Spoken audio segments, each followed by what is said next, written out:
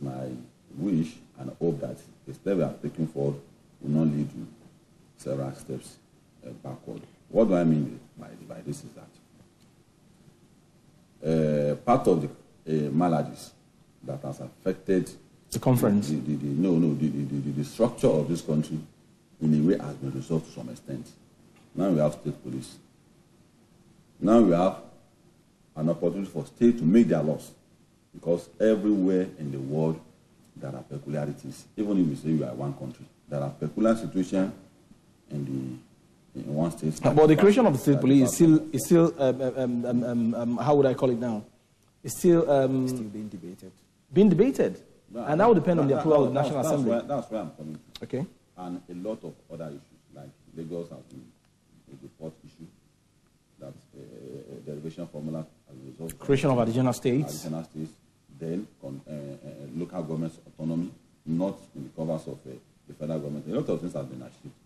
But my fear is that I called my own delegate in Abuja today, and the feeling I was getting is that some regions are trying to subvert the outcome of the conference being injected into our constitution, and that's going to be a major blow to all the attempts and all the sweat over this matter. The kind of referendum that they want to do is a referendum that is not going to be it's going to be a general election, but the result is not going to be, it's going to be regional. Southwest region, are you in support of this, the outcome of this conference? Southeast, so it's going to be on a regional basis like that.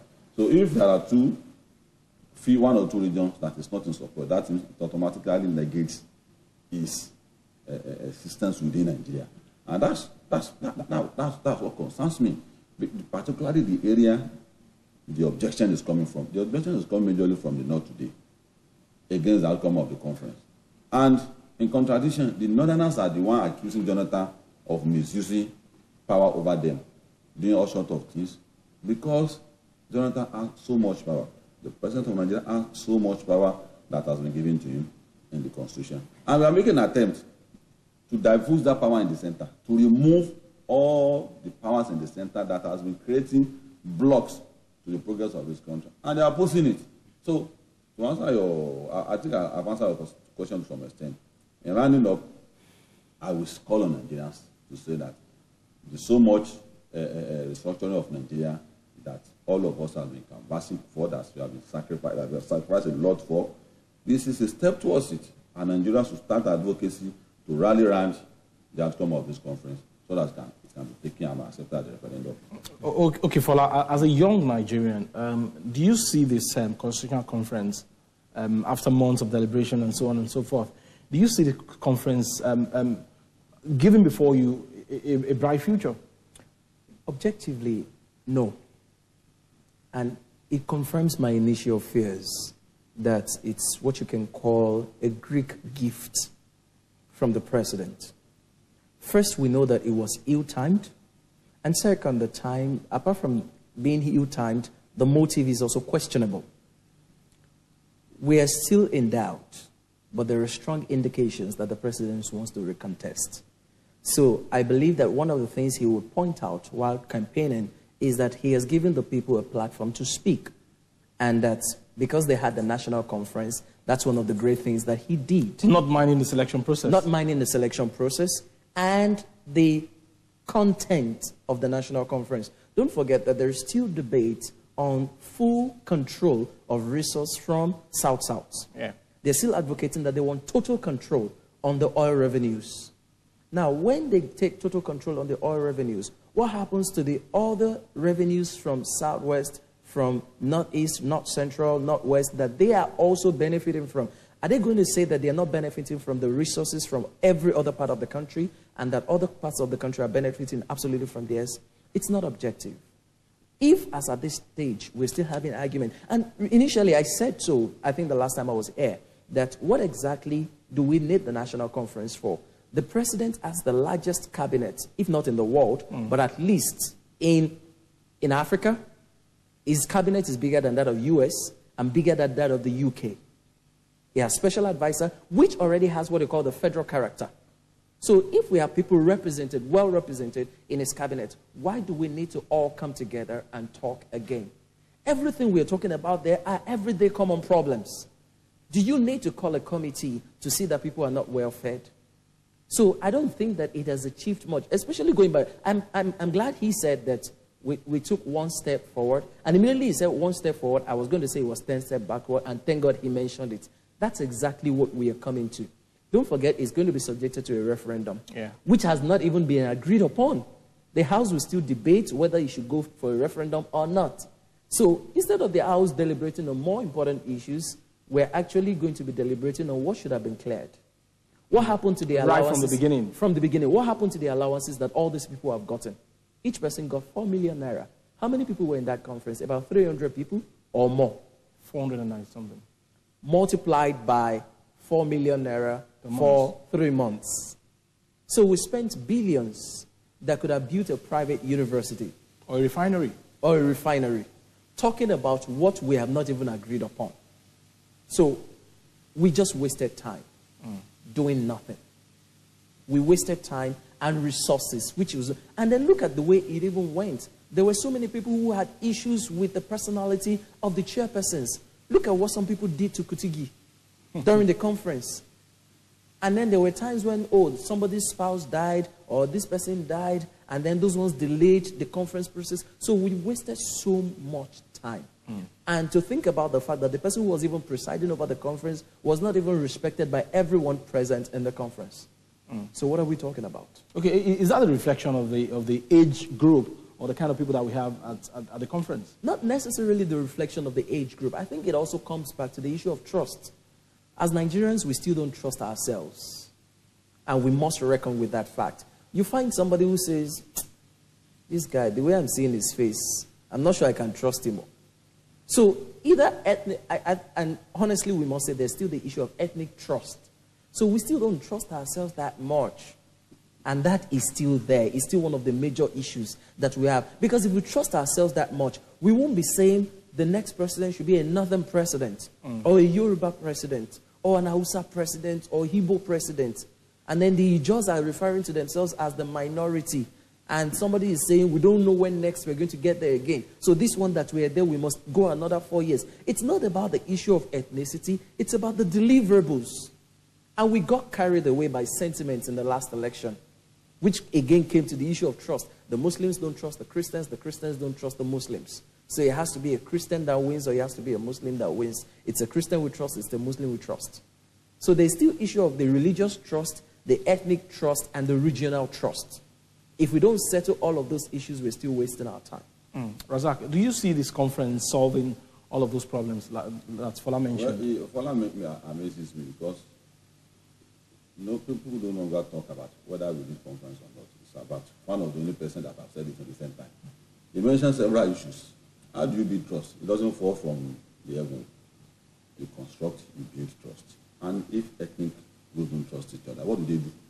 They don't assume that the trust will go. You sit down and discuss each other's fear. And saying there's no need for conference. I'm not going to hold brief for Jonathan. He has to come and defend all these allegations of timing, his intention, whether it's genuine or not. I leave it to him for him to defend. Is this your desired kind of conference, sincerely? No, it's not. See, it's not our desired kind of conference. But we have said it. We said that people don't create time to understand what is the sovereign national conference that will resolve people's problem, the nation's problem. Several conferences, the most populous conference is the one that will eventually resolve the conference of the nation. That is the one people call sovereign. The CODESA conference in South Africa. There have been other talks, several talks. But the one that eventually resolved their problem was CODESA. So also in Benin Republic and all that, several countries, even America after the Civil War, they sat down to discuss. So, don't call me monkey again as a black man. Don't call me this. It was upon that they built what is called American nationality today. If you don't discuss, it's a waste of time. You won't have a nation. We have gotten to a place, a time in Nigeria, after 54 years, there's no trust. And you say you should keep assuming. Why is it that, in spite of the budget we have here, why is it that it's not working? Let us understand our problem. If you don't understand our problem, you cannot reach up. And the way to understand your problem is to dissect it. I've not seen people who say that if you are sick, there's no need for medication. Medication is the sitting down by ethnic group to discuss Nigerian problem. How can you say a sickness will just go like that if you don't give me medication? Ethnic groups in this country must lay their position on ground that this is how I feel the country must be run. The Northerners want Sharia, give them Sharia for God's sake in their region. We don't want Sharia in the Southwest. What we want is collaboration in our region. Lagos collaborate under this structure. It's not achievable. The Southeast want that. Then on the issue of resource control, don't let us philosophize certain things that we don't know anything about. Full control of resources doesn't mean that all the money that are coming will go to the region. No, that's not. If that's what you have certain percentage. And if that is what you have in mind, you are getting it wrong. Resource control, full resource control means that once the resource comes out, they are the owner of the resources in the first instance. And once it comes out, they pay tax. Just like it happens decades back when there were granite pyramids, cocoa, and all sorts of things. I don't see. It's a legitimate aspiration. Don't continue to oppress people because you want to survive. The people you are oppressing will rupture your survivor, which is what you are doing to the people of South today. Why is it that you don't encourage states like my own state in Kwara, state of Osun, state of Enugu, state of Taraba? Let them look inward. Yoruba people don't do long throats. It's because of this structure that we became lazy, that we don't look at. We are not proud of what we are. If you stand on our own as a region, we will survive. And because you have been so careless, you have wasted time in pursuing or in wasting people's resources, you are going to be punished for it. And the punishment is the time it will going to take you for you to be able to stand on your own financial stability. It will come. It must come everywhere in the world. This is what people have realized, that you can't oppress people and you think they will just assume things are normal. They will not keep quiet. In Britain up to tomorrow, people are still saying that I'm not an Englishman. Eventually, they are getting a result over it. So the people of South have a legitimate fear. They discover oil, just like Lagos too. We are saying that Lagos is now special status.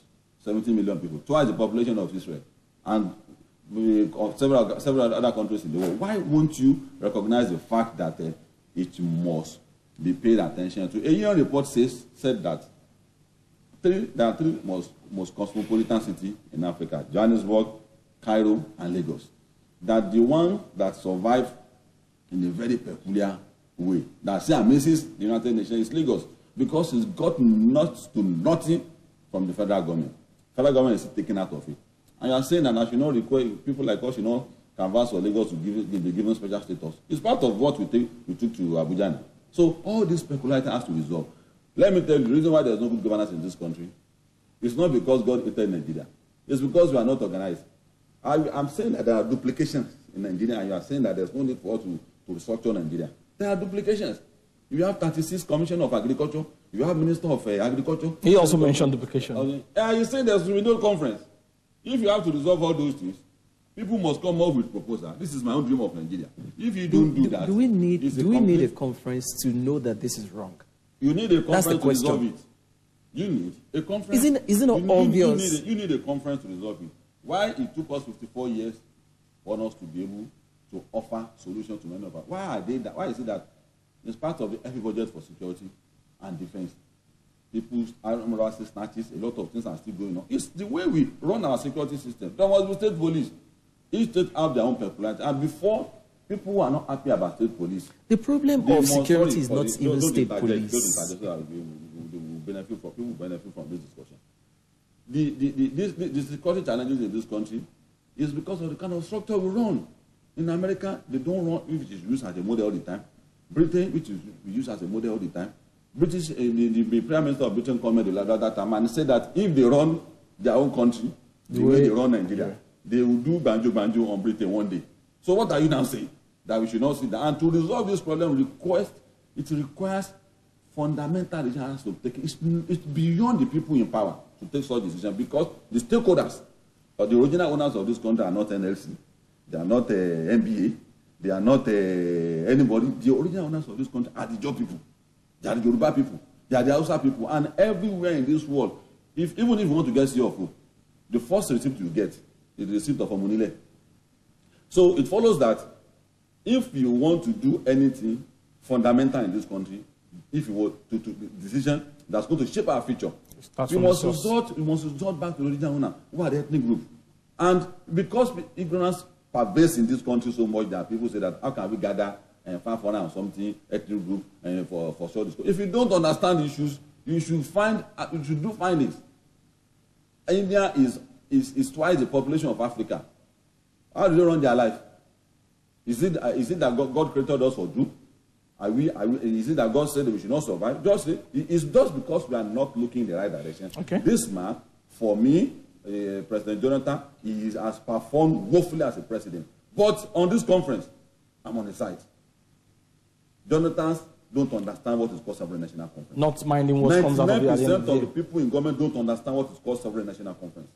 That is why they give us this kind of a conference. They think they understand. It's our duty. You think they don't, or this is deliberate? They don't understand what is called sovereign. So it's our own duty to now say, no, this is how we should do it. And to some extent, you achieve a few things. You said the conference is put in place to achieve certain ulterior motives. So you think if we don't take part in the conference, you think that will not be achieved? We rupture a lot of decisions that are to be taken. A lot of things, third time, everything. We rupture a lot of things. So are you saying you are hopeful that this conference will give us the outcome? This outcome. Yeah. No, if this outcome goes to pass through the referendum and it succeeds, we have taken a step forward. Okay, a step forward. Fola, let's begin to itemize some of the issues one by one. Creation of additional states, 18 more states. Do we need this at this particular time? The problem when some states are barely surviving. Is not about getting more states or getting lesser states. The question is, how are we managing resources? It's about engagement, government engagement. I don't remember where I mentioned it, maybe it was here or somewhere else. I am not a citizen of the United States, but I get mails from the White House almost on a daily basis telling us what the president wants to do, what the president is doing, and the president is getting opinions from the citizens. There was even a project Obama did recently. People sent in letters talking about what is happening in their communities, and he took time out to respond to some of those letters personally and visited the communities to see the particular person who wrote the letter. I'm not saying you must do that here, but it's to let you know that in this present time and age, it's about engaging the people. If you don't engage the people, you just gather some people together and you say, these people are talking. There is no group of people that can be representative enough of the opinion, the issues, the troubles that people are going through. Then, talking about the security, whether state police or the federal police, the issue is not whether we have state police or we have the federal police. The question is the funding that they got. What did they do with it? What did they do with it? Because some people are still controlling a large chunk of the funds, and they've taken it as their personal property. So the problem we have is not whether we have state police or not. It's a good thing to have state police. We need it. It means that the security is closer to the people. Take, for instance, if there are issues, I don't expect somebody who is sitting in Abuja to come quickly to my aid. So it's a nice idea to have state police. In fact, why do we have sheriffs in the United States? And the sheriff actually knows virtually every house in the community.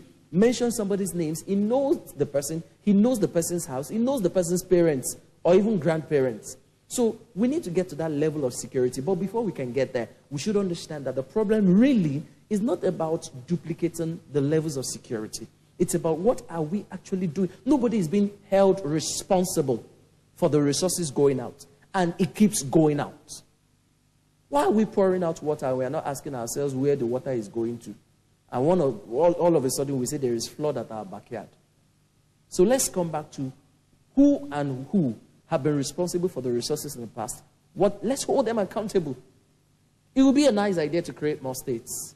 But presently, okay, take for instance, when we eventually create more states, do you know that most of the northern states are still bigger than the states in the southwest? So we have more northern states, and guess what?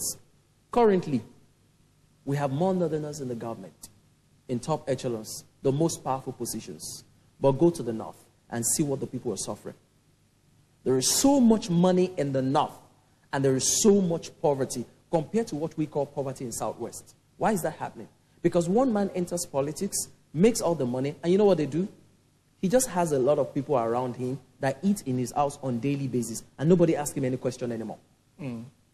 So he feeds them with the money that should provide infrastructure for them, provide good schools for them, give them so many other resources. And because he gives them daily food, that's the end.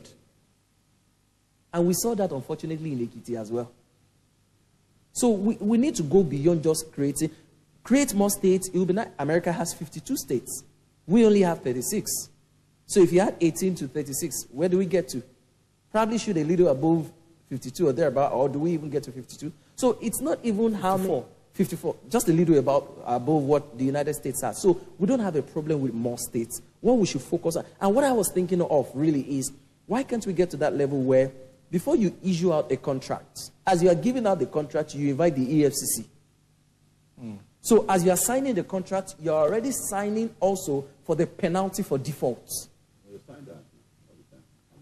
Unfortunately, nobody is holding them responsible. So we need to have an agency or the government itself or the people holding people responsible for the resources so far. We are richer than the United States. So it's an irony that the United States is giving us money. We are richer than the UK. I can say it confidently, and the facts are there. What resources does the US have? The UK, what resources do they have? So we can go ahead. State police, community police is nice. Additional states, we need it.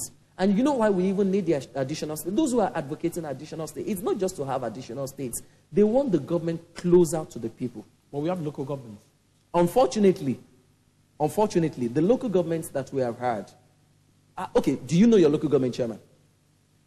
Well, I'm not. No. Do you know your local government chairman? Do you know your local government chairman? My state is not Lagos. Which is the point? You don't even know your local government chairman. You don't know your local government chairman. I used to know my local government chairman. So that's the point. Do you know the councillor in your ward? So those are the issues. It's not just about creating those additional stuff. It's about the government engaging the people. If the government makes efforts, serious efforts now to engage the people, we may not need additional states.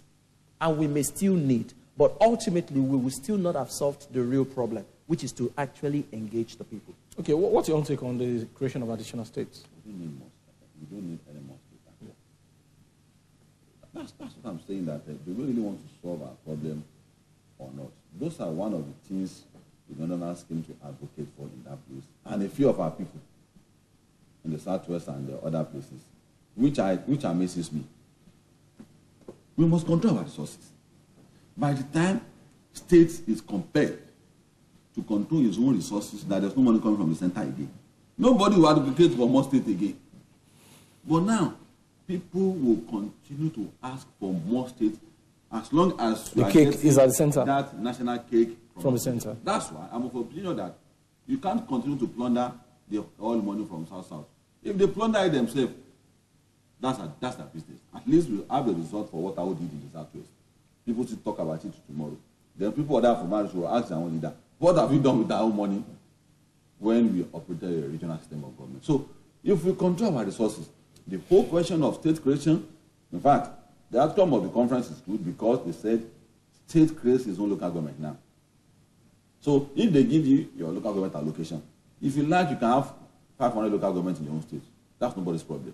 That is the reversal that we are talking about. Let us reverse the way we operate our system. If if you operate a system that indulges the people in power, you can never get results. We operate a system that indulges our power. The constitution in place also indulges our power, and we the people, we are also indulging our leaders. So what we should do is not state creation. If we genuinely need more states, what we should try to achieve with that conference is to say that, okay, regional government, each region can create its own state. Because we know that this state will be funded by the regions. It's not going to be from the center. But do you agree that the center is too powerful the way it is presently? Jibola, this is my advocacy for over 25 years. That the center, there's no guarantee of prosperity for Nigeria. It's not a cost. If we continue like this. If we leave this system as it is. there will never be any accountability. And look at what has played out in the recent election. The opposition at times behave like the people in government as well. Because from 1990, we have been advising the people in opposition that the kind of power in the hands of the incumbency is too much. That should be the #1 manifesto. The #1 thing you should put on the table of whoever that becomes the president in 1999. That we have to dissolve this power in the center is too much. But maybe the opposition is under the assumption that one day they too will get to power and they will need that structure. And that is wrong. Since 1999, that is why Obasanjo, Jonathan, and Yar'Adua will be a referee in their own wrestling match. Election else. And Jonathan is appointed the chairman of INEC. He went there to campaign for the person. Jonathan campaigned for Mishori, and he's the one also deploying police and soldiers. Jonathan went to Osun to campaign, but we thank God the people's power prevailed in Osun State. He campaigned in the Ekiti too. In the Ekiti too, the will of the people prevailed. Oh, is it a crime for him to speak for his party? It is wrong. Or to campaign for his party? It is wrong as a president to campaign for a candidate. It doubles as a president of Nigeria, 170 million Nigerians. You know what they say about you cannot be a judge in your own case. Yes, that's the contradiction to our system that some of us are complaining bitterly about. He had overwhelming influence on this state apparatus that you can't explain it. If you know that, you are in control of this apparatus. It's unexplainable. It's a contradiction. For you to now come and campaign for a candidate. He's the father of the nation. He's the president. He's my president. I'm not criticizing Jonathan because he came from PDP. But I criticize because I expected him to tie my road. I expected him to provide security for me. I'm not saying because he's a PDP president. If he had been APC president, I would have said the same thing if he behaves within this context too. So, in essence, what we are saying is that is this structure that we are still not getting right. And the people in government, most of them who are saying in support of this structure, we must examine their conscience. We must examine the interest they have, why they say we should continue this structure. Because everybody all over the world understudy the political structure of Nigeria. We continue to complain that why are you running this kind of structure? Even for you who are beneficiary of this structure, it cannot get you anywhere. You are not benefiting anything because the country is not moving forward. The country is not moving forward, rather. The program is still Daytime Talk on Lagos Television, and so far we've been looking at the Constitutional Conference among other things. We'll take a short break now. When we return, our discussion will continue.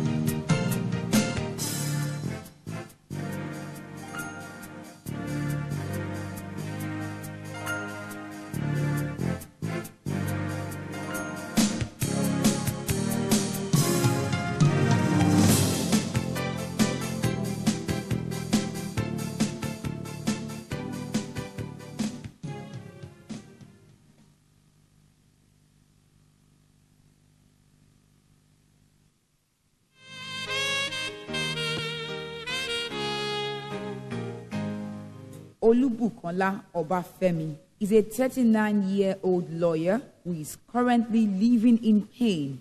This is because she has been diagnosed with end-stage kidney disease. Olubukola is being managed by the renal unit of the Department of Medicine, University College Hospital, Ibadan. Hence, she requires a renal replacement therapy for her to survive. Olubukola needs 5 million naira to stay alive. It started January 8. I went to clinic for checkup, UCH Ibadan, and I was told that I have kidney problem. Since then, I've been going through dialysis in UCH. Actually, the expenses is too much because before I'm doing it twice in a week, and one section is about 35,000 naira per week. Then multiply by 2, But due to the expenses and all that, we reduce it to 1 now. But I see the only solution to it is that I need transplant of the kidney. I'm begging Nigerians, so please help me. I don't want to die. I believe I can still live with transplant of the kidney.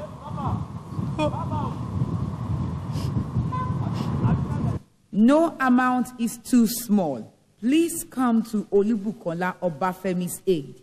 Kindly send your donations to account name Olubukola Comfort Obafemi, account number 10044278853, Zenith Bank.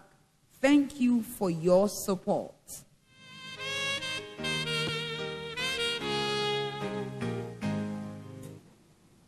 You're still watching Daytime Talk, coming to you live on Lagos Television. Earlier today, we sampled some opinions on the streets of Lagos on our topic of discussion, and we brought back these reactions from the streets. The security in this nation is nothing to write home about. We are not secured in this nation at all. Because look at the hoodlums, look at everywhere. The country is not settled. Even the politics that is going on in Nigeria nowadays, it's not even the way out. Look at what happened at the election. The election will take place. They will come and gather some people to go and vote for where they did not even register. Is that the solution? Is that the way out for our problem in Nigeria? Our leaders still have a lot to do. It is apparent that what is happening now is what has happened in the past, but we are looking for solution. It's unfortunate our leaders are not, trying to forge ahead in terms of security challenge. We have the latest virus in Nigeria now, Ebola. Solution is yet to come. This is not the first conference that will be held in Nigeria. The first one that was held during the time of Obasanjo. What is the outcome? In fact, the way I feel is that they should go back to the report of that conference and work on that instead of establishing another one. Because at the end of the day now, you are not going to gain anything from this national conference. The report will just be put there. No implementation, no follow-up. So, for me, it's a mere wasting of resources. We all know the problem in Nigeria. Not the national conference will solve our problem. Because we all individual, we know what and what to do, and we don't want to do it. Not in the national conference. We are just wasting our money. In Nigeria, I don't think we are safe again. But with God, all things are possible. You get the point now. We should, the president should do something about it. But Bukwaramiju is killing. Every day we hear about this and that. Every time, we are not happy. About transportation. Well, it's fair. Lagos State is a little bit fair. It's fair. It's fair. INEC, I gave him kudos. I gave him 60. Those were Nigerians on the streets of Lagos earlier today on our topic of discussion. And somebody there actually commended INEC for the governorship election in Osun State. What say you to that? Well, 90% of the glory goes to the people. Because were you there? Yes, of course. I came back eve of the election because of several TV programs that I have. So I was getting input from other civil society members, minute by minute basis. I appear live on several TV programs, excluding your own TV station. And I was reading out reports live on here. There were other also in Ekiti. So 90% of the glory goes to the people of Osun who stand firm, who resisted all this manner of intimidation, and their will prevailed. Well, we have to praise INEC too as well for not causing chaos, for not reverting and truncating the democracy of this country. Because if they had done otherwise, there would have been a big problem. Because there are instances in the past, 2012 is still fresh in our memory. There was an Anambra. So we can't say that all the glory goes to them. There are several meetings that we had with INEC officials, and some of the recommendations were followed. Part of it was that why can't we have a ballot paper that will have serial number? So that even if you are in the past, when you steal ballot paper, snatch boxes from other local governments and bring it to this local government and add it together, and it will be counted. I think it's over now because they should be said that number. That's one. Two is that the coloration of the ballot paper now differs. So that all these suggestions were made by members of civil society. The last thing that I think APC will also fight for, which is legitimate, for people who vote, to have evidence of vote that they should snap their ballot paper. He said people can snap ballot paper. I don't know why people create laws that are not existing. It is not in the INEC law that you should snap. It's not in the paper in a country that you should not snap. So you must create an avenue for people to have evidence of their votes. Because if I have, what is the receipt that I voted? That is the only thing that can explain what people have against them. That if you complain for Egbe and you don't discover that it is counting for Egbe Olokwe after 5 minutes. So that is the only that can explain it. The only thing that INEC should do is to allow voters. It's legitimate. All the parties that feel so should fight for it with INEC. That if they don't do it anywhere in the world, you should start with us. And people will start asking for how do you do that. It's legitimate for people to have evidence of the party they have voted for. It's legitimate and everywhere in the world. So what APC should fight for is that the coming election, all other elections, before that time and now, INEC should create to several of the things that they have done. Now, the coloration, the serial numbers, there should be also evidence that this is where which is the person party I casted my vote. It's also legitimate. Okay, Fola, yeah, we had a governorship election in Ekiti State and recently Osun State. What does that portend for the 2015 election, going by the performance of INEC? We still have quite a long way to go, although the people feel that it went well. And I use the word deliberately, feel that it went well. And to an extent, you need to also know that the demonstrations that we probably would have seen was not there because of the militarization, quote unquote, of the states. What I am coming to, again, is that, take for instance, people were still disenfranchised. Yeah. Some people found out on the day of the election that they cannot vote. Why should people find out only on the day of election that they can't vote? Is this deliberate by the INEC? That's one question. Was it influenced by incumbency? That's another question.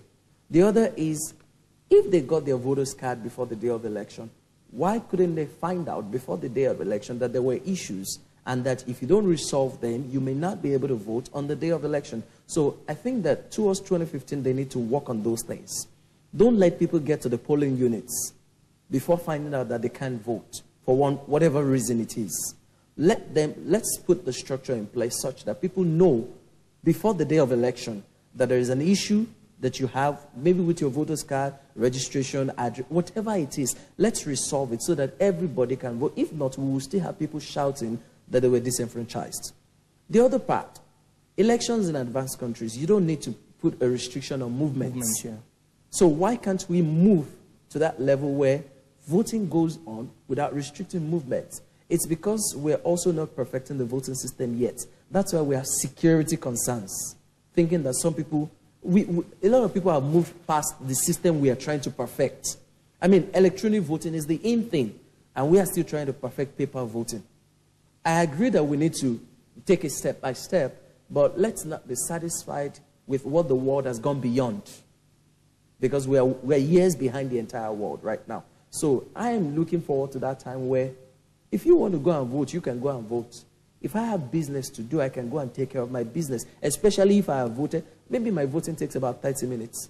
Why should I spend the rest of the 23 hours sitting at home? Sitting at home because other people have not voted. So let's be futuristic as well, and let's move fast because it's something we can achieve quickly. We bought machines, and INEC chairman told us that the machines will not be used for these elections. The question is, you had a good opportunity to test the machines. Why didn't you test them before 20? So I'm not expecting a miracle, so to say, in 2015. Although I'm advocating that we should drop our apathies. Let's be more engaged. Let's make it work together. But then INEC still has a huge task ahead. Let's not rest on our oars. If I'm going to score them, I'll say 50. Because of those other things that I mentioned. but 50 is still a good one for them. Okay, Razak, if all of these problems are not solved constitutional-wise now, the Constitutional Conference issues at the table right now? Well, there's no, the problem and election of 2015, there's no marriage between them. And one cannot affect each the other. That's what I wanted us to clarify. When the conference was coming, I said, what is the relationship between conference and election? Don't let us create an excuse for Jonathan. So if you start insisting that there's a marriage between them, you will marry them. But don't let us marry them. They are not marriageable. There's no relationship between the two at all. Even if the conference extends beyond 2015, Jonathan will leave office, will still be there. Whoever that comes in will continue the conference. So there's no marriage because there's continuity. You can't say because it was Jonathan that started by the express road. If another government comes, it will not continue. No, that's not. It's not a tradition of governance all over the world. So there's no marriage between. Let us learn to separate the issue. Don't let anybody that is advocating for it. I always look at him very well. Are you sent by Jonathan to come and start advocating that the conference will not, the election will not hold because of this conference? I used to look at them, but because I look at where they are coming from, I look at where it's not possible for him to be advocating for something. Because there's no marriage. The conference, the recommendation are on. Referendum is on. All eyes was on Ekiti. All eyes was on Osun. If there's a referendum, 3-day referendum, preparation for referendum, the 4th day we'll do the referendum. No big deal about it. It's not a big issue that we say all manners should come and form from everyone because we want to do a referendum. Then the election goes on. It doesn't stop anything. Don't let us indulge our leader. Don't let us continue to study our psychology and our attitude. That don't worry. I know the way Nigerians think, and this is how they think, and let us do things this way. Though we should begin to demonstrate an attitude that you must follow the pattern we want as a people. So conference is on its own, has a lot of its own. The election is unstoppable, it's unchangeable. May 2015, the new president will be sworn in and continue his office 4 years of term. So there is no marriage between the two. But quickly on Osun, there's a lot of lessons that we have learned from Osun, which I want to extend to other parts of the country. The will of the people has prevailed. What the people of Osun has demonstrated, if you look at Ekiti, I said before the Ekiti election, I say we are going to, it's a 50-50 situation. Olubolade was no longer with Fayemi. He left. Okoye Hamdani left. Dayari left. Even Fayose, the content, left against him. That question should be asked that why were you unable to manage all these people? But Osun was different. All the former governors was with Aregbe. They decamped. That's what I'm saying. They decamped. Bisi Akande was with him. Ola was with him. Isaac Adeleke was with him. So this content for him is a comrade.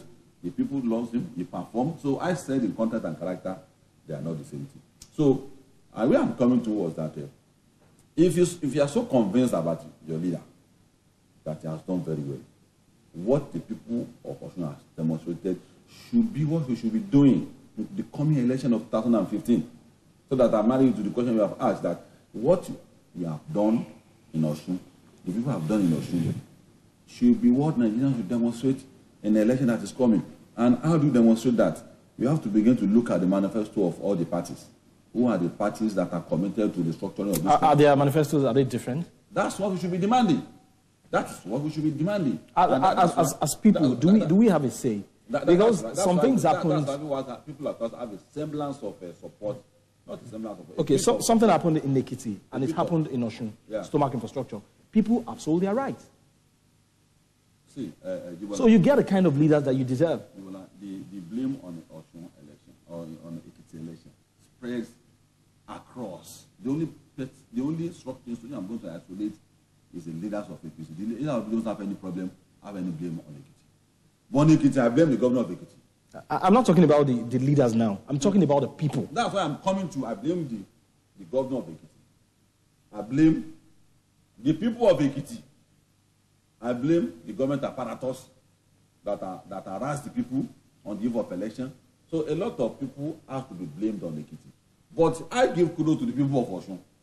There were issues of stomach infrastructure too in Osun. If you want to eat the way Aregbe was giving people food. Aregbe cook food for students, pupils in schools. If you see a people that mother say, don't go to school today, you say, I'm sick, I will not go, I know I don't want to go, but let me go and eat Aregbe's food, I will come back. And those children said, Mommy, you must vote for Aregbe. That's not what I'm saying. These are. The PDP distributed kerosene, the APC distributed Indomie and milk. See, that is why I'm saying that there are peculiarities in the third ward election. That's why I said I blamed the governor of Ekiti for certain things that he did not do. There are peculiarities in our society that demands that you should do things in a particular way. Even if the trend is bad? No. Whether the trend is bad or not bad, what you are looking for is victory. Did you get my point now? So if the party, and all over the world, people give gifts.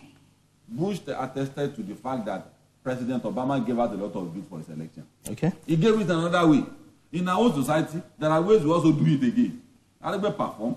He constructed road. He did what he's supposed to do. But if there are small inducement for supporters, not because I like that word inducement. I like it. Not because I like it. We are really short of time now. We have to go. We are really short of time. Not because we are looking for votes, but because we want to assuage certain level of poverty in some people. If you do that, not for campaign purpose, I don't say anything wrong in it. But that was done at the time of the election. Fola, what do you say to that? We really have to go. Okay, I think that one of the major issues we should have solved really is not waiting for elections to feed people.